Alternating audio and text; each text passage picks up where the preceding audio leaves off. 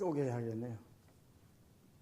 청년회 쪼개지지 않은 때도 지금보다 숫자가 적던데, 찬양하는 거 보면. 1부, 2부로 쪼개니까, 제1청년도 그만, 제2청년도 그만. 어떻든 청년들이 부흥해야 교회가 부흥합니다. 청년들 쪼개기를 잘 쪼갰어요. 앞으로 더 쪼갤 수 있는 날이 올까 기대를 해봅니다.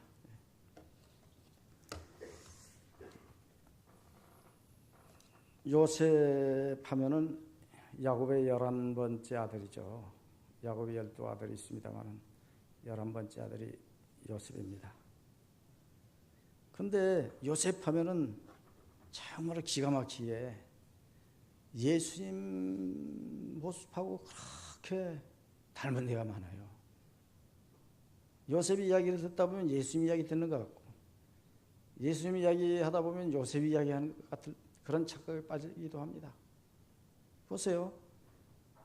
애굽에 팔려가지 않습니까? 요셉이 애굽에 팔려가요. 이게 무슨 말입니까? 하늘 영광 버리고 세상에 보내진 예수님의 그 모습을 예표하는 그 예표 아닙니까? 종살이 얼마나 많이 합니까? 그 애굽에 가서 종살이와 감옥살이 얼마나 고생합니까? 예수님이 이 땅에 와서 얼마나 고생 많이 했습니까? 섬기고 고난당하고 하는 그런 예표들이 그렇습니다. 그리고 요셉이 애굽의 총리가 되지 않습니까? 영광스러운 자리에 올라가죠. 이게 바로 예수님이 부활 승천하는 승리의 그 모습하고 너무나 흡사해요. 총리가 된 후에 이제 형제들을 만납니다. 한편 우리 인간적으로 생각해 보면은 형제들이 얼마나 고약합니까? 괘씸합니까? 어렸을 때 자기를 그 제일 막내로 있을 때 막내를 그렇게 무자비하게 그 마른 우물통 속에다가 빠뜨리고, 그리고 지나가는 대상에게 팔아먹고, 그래 놓고도 아버지한테는 양의 피 묻은 옷을 갖고 가서 요셉이 짐승에 물려 찢겨 먹힘 당했다고 그렇게 속이고, 이런 걸 생각하면은 우리 보통 인간의 심정으로는 형들을 용서하기가 그렇게 쉽지 않겠죠. 그런데 그는 어떻든 애굽에 가가지고 그 미워하던 형제들까지도 살리게 되고 많은 사람들을 살리는 그런 역할을 하게 돼요. 8절을 한번 같이 읽어보시면 좋겠습니다. 8절 다 같이 읽습니다. 그런즉 나를 이리로 보낸 이는 당신들이 아니요 하나님이시라. 하나님이 나를 바로에게 아버지로 삼으시고 그 온 집의 주인으로 삼으시며 애굽 온 땅의 통치자로 삼으셨나이다. 요셉은 애굽 온 집의 주가 되게 했습니다. 예수님이 만민의 주가 되는 것처럼 그런 모습을 예표로 우리에게 보여주고 있어요. 예수님이 온 세상의 주가 되는 것처럼 그 예표가 바로 요셉입니다. 주는 말 그대로 주인 아닙니까? 요셉이 꿈과 직결되어진 말입니다. 형들이 단이 어렸을 때 꿈을 꿨는데 형들이 볕 단이, 곡식 단이 자기가 뵌 단 앞에 다 둘러서서 절을 하는 그런 꿈을 꾸고, 해와 달과 11별이 다 자기 곡식단에다가 절하는 그런 꿈을 꿉니다. 그 꿈은 누가 준 겁니까? 하나님이 요셉이 허락해 준 꿈이에요. 하나님이 꾸게 했습니다. 그리고 그런 꿈을 갖고 있었지만서도 팔림을 당하고 노예가 되고 감옥에 가고, 그 모든 과정이 결국 뭘 이루기 위해서 한 것입니까? 꿈을 이루기 위한 하나님의 역사죠. 우리는요, 그저 앞에 있는 그 현상만 보고 불평할 게 아니에요. 이 앞에 있는 현상이 장차 나에게 어떤 역할을 할 것인지를 알면 감히 불평하지 못합니다. 오히려 과거에 내가 불평했던 그것이 하나님 앞에 감사할 것이었구나, 하나님 앞에 너무너무 고마워할 그런 사건이었구나 하는 것을 깨닫게 되지는 것을 늦게 깨닫게 되는 거예요. 늦게. 예수님은 모든 이들이 주가 되기 위해 가지고 어떻게 했습니까? 모든 인류의 범죄를 갚아주기 위해 가지고, 그 모든 인류는 본래는 범죄 이후에 마귀가 그의 주가 되지 않았습니까? 인간의 주는 마귀였어요. 본래는. 그렇게 마귀를 주로 삼아서 허무한 데 굴복하면서 살았던 인간들을 성육신하셔서 비하하셔서 이 땅에 오셔가지고 십자가 지시고 죽기까지 낮아지시는 그 모습 속에서 결국은 우리를 건져내지 않습니까? 하나님이 지극히 높여서 모든 입으로 그를 주로 시인하게 했습니다. 이 하나님의 역사에 빌립보서 2장 5절서부터 11절을 한번 읽어보세요. 다 같이 읽습니다.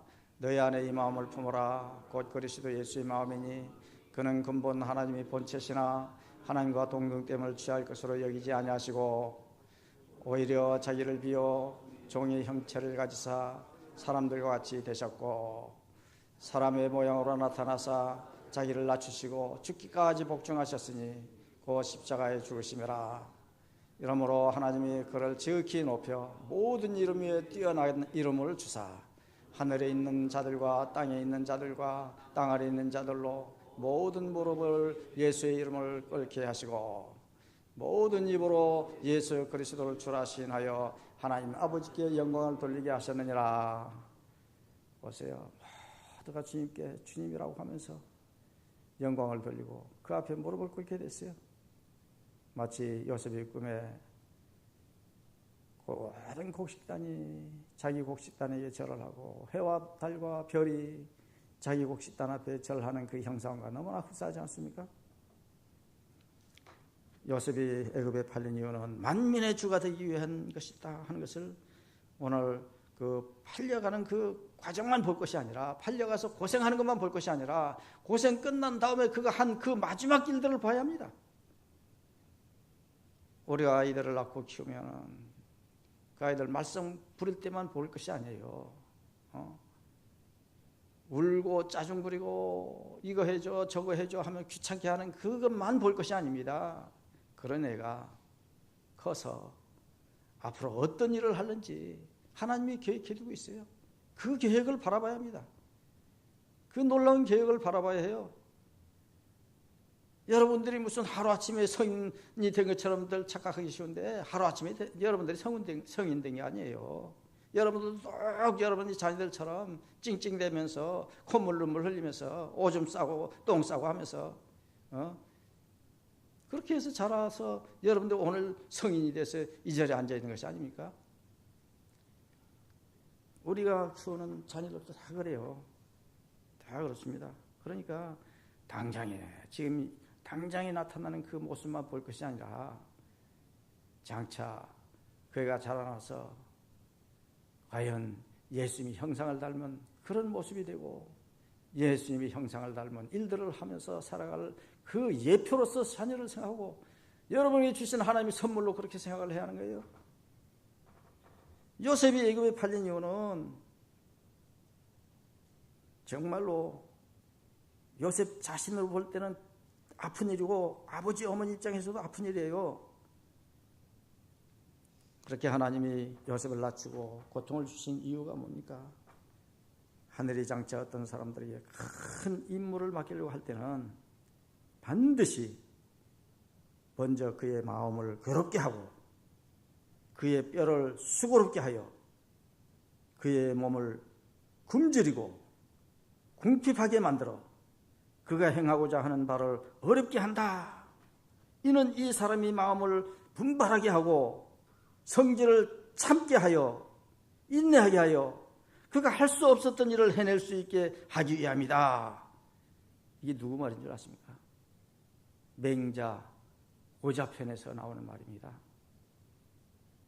그런 훌륭한 성인도 이렇게 멋있는 그 말을 하게끔 자라나기까지는 그런 어려움이 있었습니다. 그가 말하고 있는 그 모든 어려움이 여기 있었어요. 궁핍하게 되고 굶주리기도 하고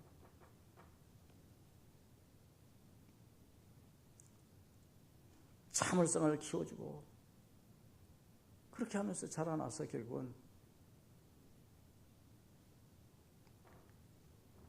그가 할 수 없었던 일을 해낼 수 있게 하기 위해서 그와 같은 시련들을 줬다는 말 아닙니까? 마틴 루터도 그런 말을 했어요. 고난의 십자가는 멸류관을 쓰기 이전에 져야 할 짐이다. 십자가의 고난의 짐은 멸류관을 쓰기 전에 져야 할 짐이라고 했습니다. 우리는 짐은 생각하지 않고 그 영광만 먼저 생각하기 쉬운데 영광이 이루기 전에 십자가가 있다는 사실을 아셔야 합니다. 고통이 있었다는 걸 알아요. 고통이 있다는 거. 고난의 십자가는 멸류관을 쓰기 이전에 져야 할 짐이라고 했습니다. 요셉이 애굽에 팔린 이유도 그렇습니다. 만인의 주가 되기 위해서 그런 고통을 하나님이 허락해 주신 거예요. 모든 기쁨과 즐거움과 행복과 좋은 것이 하나님께로부터 온다면 모든 슬픔과 아픔과 고통도 하나님이 허락해서 오는 거예요. 욥에게 있었던 그 수많은 시련들, 수많은 아픔들 하나님이 허락해서 마귀에게 시험을 하게 했습니다.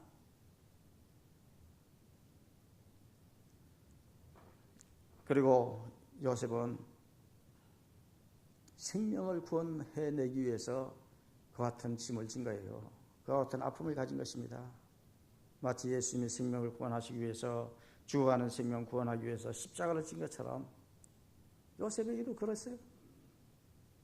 5절 본문 5절에 가서 보면 뭐라고 했습니까? 한번 읽어보세요. 당신들이 나를 이곳에 팔았다고 해서 근심하지 마소서, 한탄하지 마소서. 하나님의 생명을 구원하시려고 나를 당신들보다 먼저 보내셨나이다. 이 말을 듣고 얼마나 그 형제들이 마음이 풀어졌을지 모릅니다. 조마조마하고 언제 불호령이 떨어져서 우리를 감옥에 집어넣을지 우리를 처형시킬는지 그 옛날 고약하게 했던 자기들이 그 죄를 생각해 보면 정말로 어떤 불호령이 떨어질지 알 수 없는 그런 조마조마하는 순간이었는데 요셉이 다 하는 말이 당신들이 나를 이곳에 팔았다고 해서 근심하지 마소서, 한탄하지 마소서. 하나님이 생명을 구원하시려고 나를 당신들보다 먼저 이곳에 보냈습니다. 요셉이 많은 생명을 구원하는 역사를 이루기 위해서 그 고통의 길을 허락해 줬다는 것이죠. 애굽 사람들을 기근해서 건지기 위해서 그랬어요. 우선은. 자, 창세기 41장 56절에 보시면 그렇게 나왔잖아요. 온 지면에 기근이 있음에 요셉이 모든 창고를 열고 애굽 백성에게 팔세 애굽 땅에 기근이 심하여 미리 흉년이 올 것을 다 예지해가지고 그 하나님이 주신 지혜로 창고에 가득가득 쟁겨뒀던 그 곡식들을 그 7년 대흉년이 왔을 때 다 굶어 죽어야 할 그런 입장에 있는 애굽 사람들을 먼저 살려내요. 그뿐입니까? 창세기 41장 57절을 보세요. 거기 뭐라고 했습니까? 각국 백성도 양식을 사려고 애굽으로부터 돌아와 요셉에게 이르렀으니 기근이 온 세상에 심함이었더라. 기근이 심했을 때 각국 백성들도 양식 사려고 양식 에집트에 많이 있더라. 이집트에 소문이 있는데 창고가 가득 차고 있더라. 거기서 사오자. 굶어 죽지 말고 우리 밭을 팔든지 집을 팔든지 뭘 팔든지 우리가 살아야 할 것이 아니야. 그래도 온갖 금덩이 은덩이 다 팔아가지고 짊어지고 와서 양식을 사가지 않습니까? 그리고 각국의 백성들도 살려내요.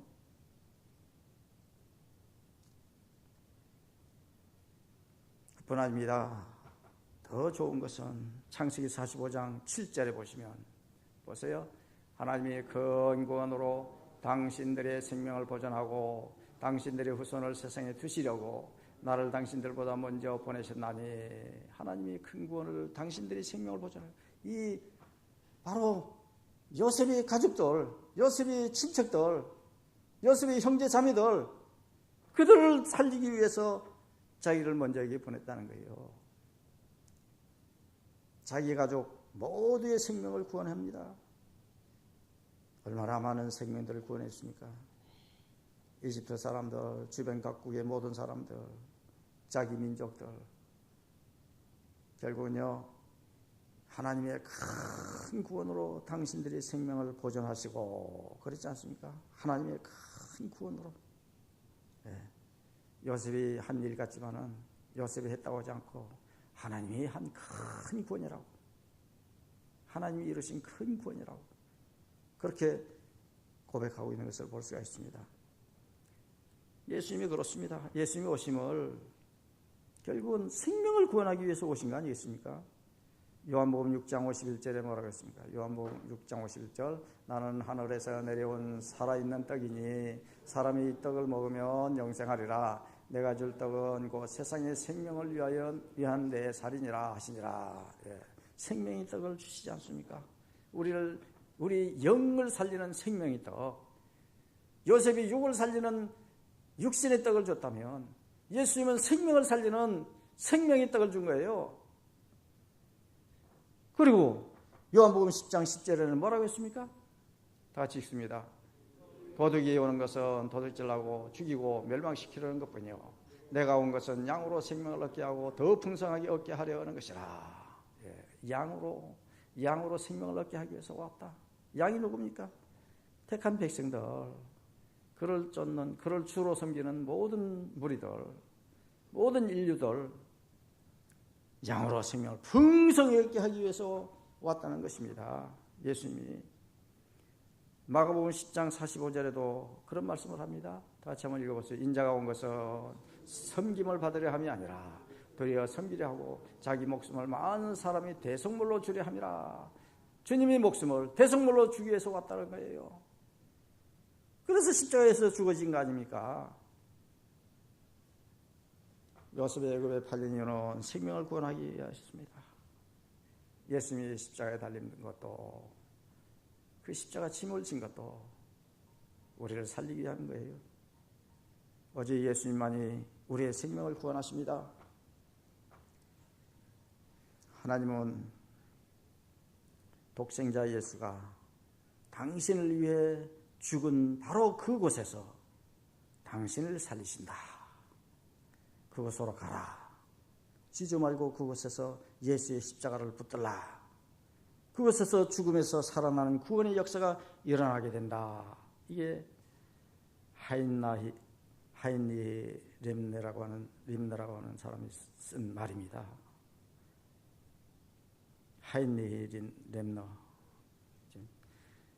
어떻든 이 사람이 멋있는 말을 하지 않았습니까? 하나님은 독생자 예수가 당신을 위해서 죽은 바로 그곳에서 당신을 살린다. 그리고 우리가 살기 위해서는 어떻게 해야 합니까?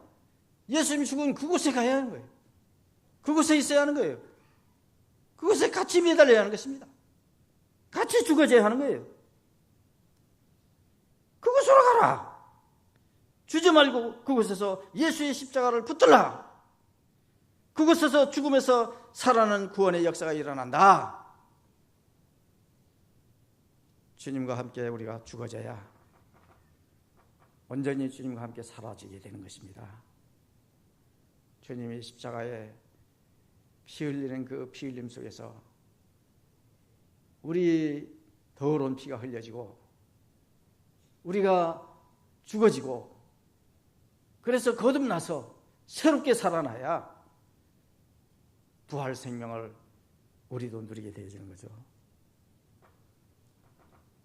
헨리 스미드라고 하는 분은 또 그런 말을 합니다. 모든 사람이 그리스도의 죽음으로 생명을 얻는 것은 아니지만 생명을 구원받는 자는 모두 그리스도의 죽음으로 말미암는도다. 생명 받는 자는 결국은 다 예수님 때문이다. 그런데 다 예수님 때문에 구원받는 건 아니라는 거예요. 왜? 예수 안 믿으니까 못 받는 거죠. 믿어라 믿어라 해도 못 믿어지니까 못 받는 거죠. 다 구원하기 위해서 왔지만은 다 구원하는 건 아니에요. 안 믿어지니까. 요셉의 그 형제들이 이집트에 쌀이 아무리 많이 있다 할지라도 그걸 믿지 않으면 아이 우리가 흉년인데 우리도 여기 이렇게 없는데 거기라고 별 수 있느냐. 그래서 아예 믿지 않고 그곳에 가지 않았다면 곡식도 못 구하지만은 요셉도 만나기 힘들지 않겠습니까? 가야 하는 거예요. 그 자리로 가야 하는 거예요. 십자가의 자리, 예수님이 매달린 자리, 그 고통의 자리. 그 자리에 있는 자들이 결국은 구원받게 되는 것입니다.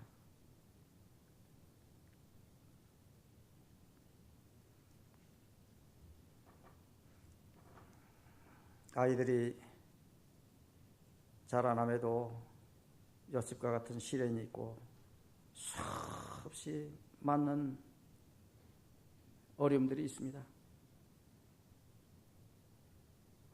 그걸 인정해야 해요.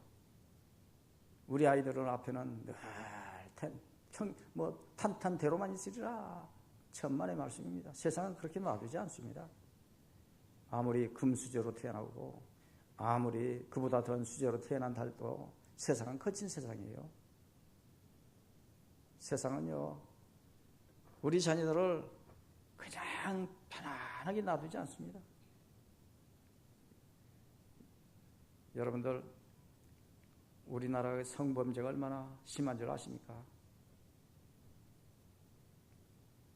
내가 언제 그 뭐 하는 거 다 여러분들이 발표하겠습니다만은 깜짝 놀랄 일이에요. 깜짝 놀랄 만큼 우리가 안 보여서 그랬고 다 발표되지 않아서 그렇지 엄청난 성범죄들이 우리 어린 자녀들에게도 이루어지고 있는 거예요.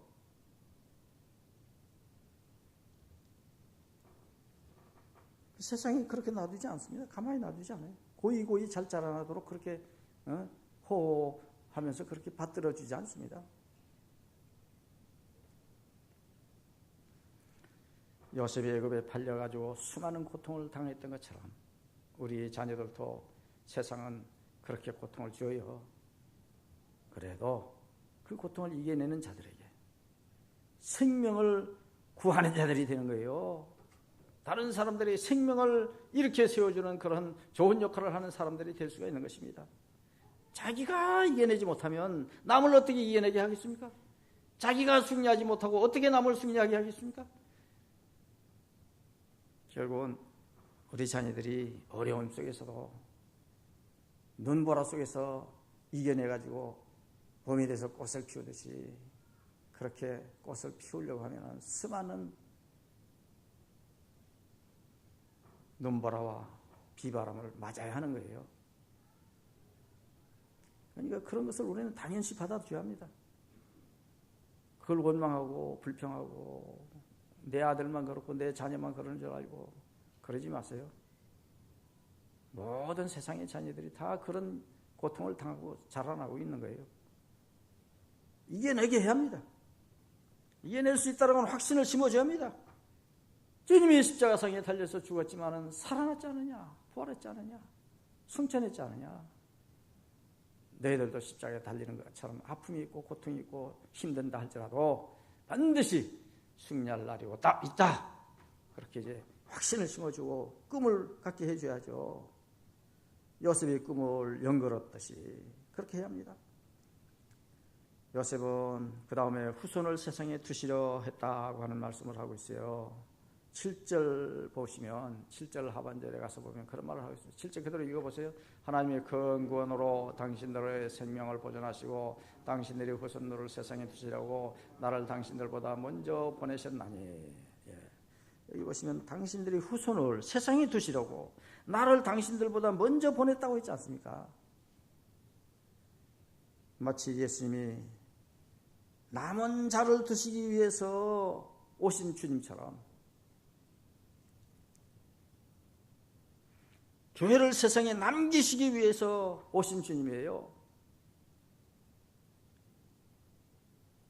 잘라버린 나무, 죽어버릴 것 같던 그 나무에 새순이 돋고 마침내 웅장한 나무로 자라나는 것처럼 남은 그루터기가, 죽어버린 것 같은 그 남은 그루터기가 마침내 온 많은 사람들을 살리는 그런 역할을 하게 되어진다는 그 말씀입니다.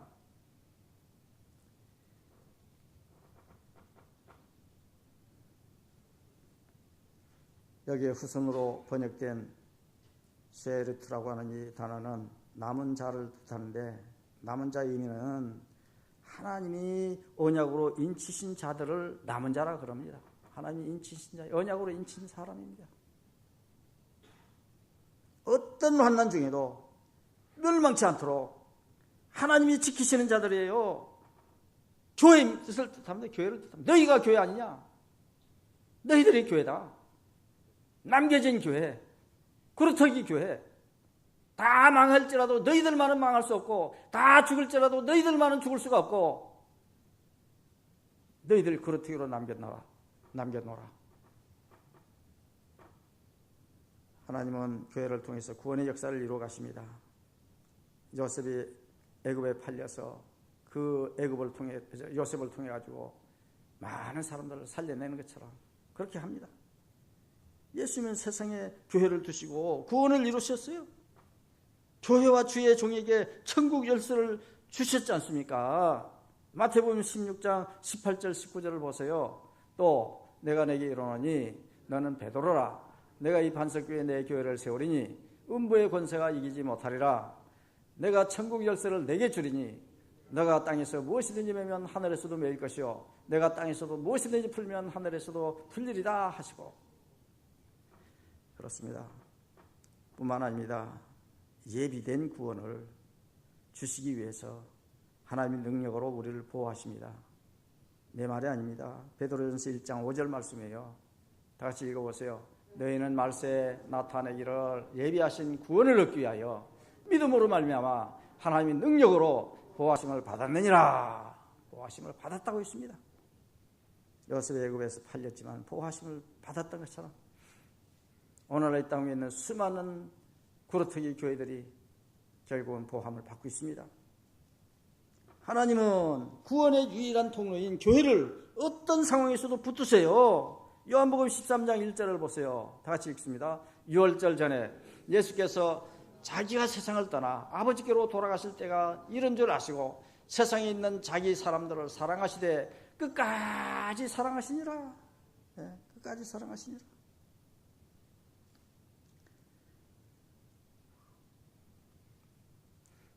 어떤 상황 속에서 구원의 유일한 통로인 교회를 어떤 상황에서도 붙드셔서 끝까지 사랑해 주십니다.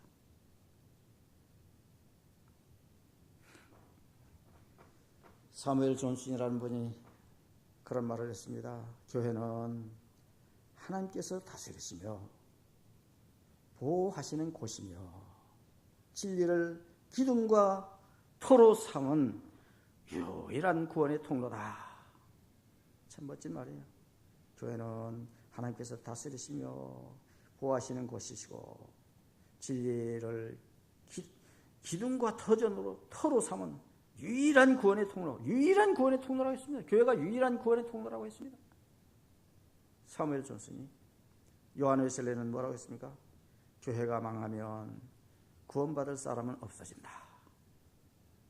교회가 망하면 구원받을 사람이 없어진대요. 교회를 통해서 구원받는다는 거예요. 우리 아이들을 통해서 이 땅을 이룰 우리의 몸이라고 생각해야 합니다. 우리 몸은 100세 전후해서 가버리지만은 내 후손, 내 자녀들은 또 그만큼 한 세월을 살아가면서 이 땅 위에 무언가 남길 몸으로 있어지는 것입니다. 이 땅을 이룰 우리의 몸으로 또 남아있는 거예요. 그의 후손 또 그의 후손, 그루터기 또 다른 그루터기 계속해서 이 땅을 이룰 우리의 몸들이 있어지는데 그 최고 기초가 어린 아이들입니다. 어린 자녀들이에요.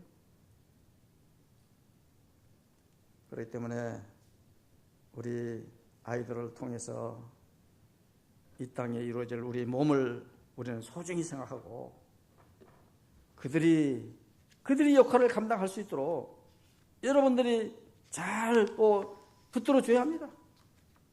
잘 세워줘야 해요. 잘 붙들어주고 잘 세워지는 것이 뭔지 아십니까?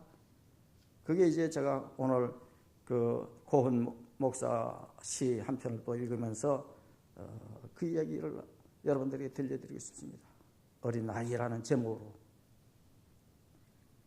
어리다고 함부로 말하지 말자. 우리가 배워야 할 것을 가장 많이 갖고 있는 거룩한 존재다.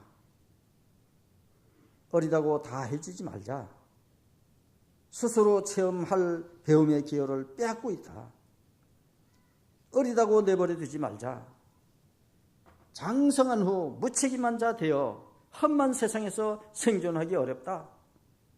어리다고 중심되게 말자. 우리의 중심은 오직 주님뿐이다. 이토록 소중한 아이도 부분일 뿐이다. 어리다고 비천하게 말자. 아이는 주님 주신 기업, 아름답고 풍요하게 키워야 하지 않겠는가. 여러모로 어린아이는 하늘이 주신 주님이 선물이며 이 땅을 이룰 우리의 몸이다. 여기도 이 땅을 이룰 우리의 몸이다. 마지막에 그렇게 시를 마감하고 있습니다. 오늘 요셉이 애굽에 팔린 이유를 생각하면서 우리의 어린 사람들을 생각해 봤습니다. 요셉이 애굽에 팔린 이유는 만인의 주가 되게 하기 위함이었고 생명을 구원하시기 위함이었고 남은 자를 드시기 위함이었다 하는 이 세 가지 진리의 말씀 우리가 놓치지 마시길 바랍니다. 기도하겠습니다. 아버지 하나님, 요셉을 참으로 고통스럽게 했습니다. 도대체 왜 그런 일이 있었느냐 싶을 정도로 요셉은 당혹스럽고 힘겨운 날들을 보낸 것을 우리가 성경을 통해서 봅니다. 하지만 그 가운데 요셉은 하나님과 동행하였고 마침내 애굽 총리로서 형들을 만나게 해서 하나님이 섭리, 하나님이 인도, 하나님이 은혜를 간증하게 했습니다. 그러하여금 만인의 주가 되게 하시고 생명 구원 역사를 이루며 남은 자를 두어서 지속적인 하나님의 구원의 역사를 이루어갈 것을 확신하는 그 모습을 우리에게 보여주었습니다.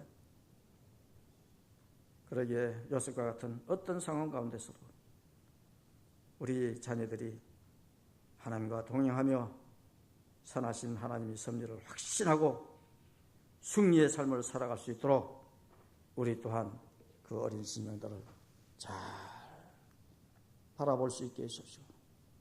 그들을 주님 앞으로 잘 인도할 수 있는 전도체 부모들이 되게 하여 주시옵소서. 이 모든 말씀 우리를 권해 주신 예수님 이름으로 기도합니다. 아멘.